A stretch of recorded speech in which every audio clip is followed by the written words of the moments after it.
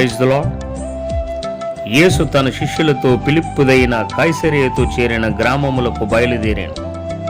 మార్గములో నుండగా నేను ఎవడనని జనులు చెప్పుచున్నారని తన శిష్యులను అడిగాను.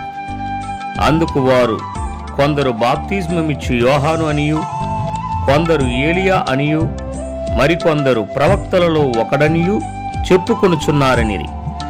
అందుకాయన, మీరైతే నేను ఎవడని చెప్పుచున్నారని వారిని అడుగగా, పేతురు, నీవు క్రీస్తువని ఆయనతో చెప్పెను. అప్పుడు తన్ను గూర్చిన ఈ సంగతి ఎవనితోనూ చెప్పవద్దని ఆయన వారికి ఖండితముగా చెప్పెను. మరియు మనుష్య కుమారుడు అనేక హింసలు పొంది పెద్దల చేతను, ప్రధాన యాజకుల చేతను, శాస్త్రుల చేతను ఉపేక్షింపబడి చంపబడి 3 దినములైన తరువాత లేచుట అగత్యమని ఆయన వారికి బోధింపనారంభించెను. ఆయన ఈ మాట బహిరంగముగా చెప్పెను. పేతురు ఆయన చేయి పట్టుకొని ఆయనను గద్దింపసాగెను.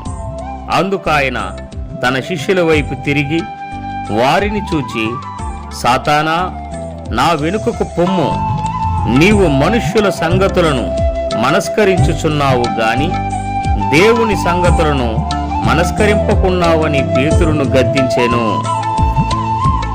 మార్కు సువార్త 8వ అధ్యాయము 27వ వచనము నుండి 33వ వచనము వరకు.